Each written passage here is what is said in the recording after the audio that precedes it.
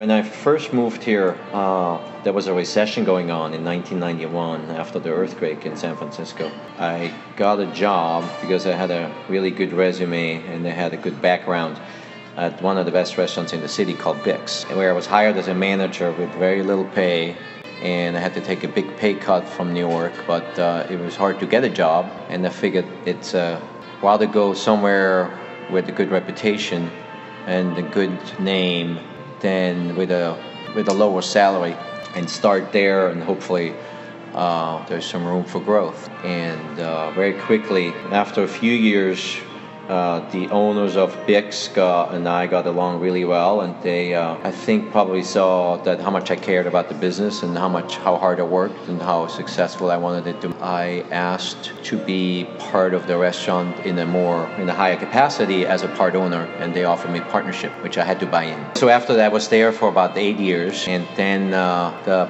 partners of Bix, who also owned the Buckeye Roadhouse, offered me an opportunity out here in Mill Valley at the Buckeye Roadhouse to become an owner and the general manager. And I took the opportunity because the Buckeye really, I think, needed a strong hand back then, and I saw the potential for a restaurant that is not only closer to home, but also has potential for more growth. As an owner, you want to stay true to your concept. You come up hopefully with new, bright ideas that people like. I think as an owner, you need to have a sense of what people want and really look at it from the customer's point of view, how their experience is.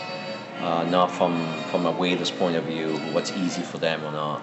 You really got to have a trained eye to see the details in a restaurant business. What makes a great restaurant. It's if the light bulb's out, if the glassware is dirty, that needs to be polished, from food that shouldn't be served, uniforms. So that's a big one. Hiring the correct staff and mentoring them and teaching them and giving them passion for food, wine, and service is the other important part. The menu side, I am the trained chef, so I have a lot of influence. And what we're looking for is interesting dishes that are very approachable, that fit our concept here at the Buckeye, for example, or dish or bungalow, slightly different concept, that are interesting and very flavorful, and the flavors are well balanced, look attractive, try to make really the best dishes. Bungalow actually was my initiative, where I knew the original owner of the previous restaurant, the Mudbug, and I knew that Creole New Orleans concept was struggling a little bit. So I met with him and wanted to see if he had maybe any interest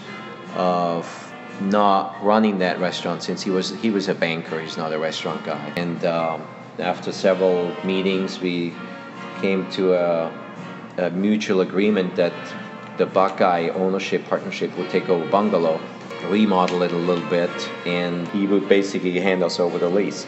Bungalow struggled at the beginning with the customer count. People thought that it was too loud in there, maybe we didn't hit the food right. The biggest struggle at Bungalow was certain nights was really pretty quiet.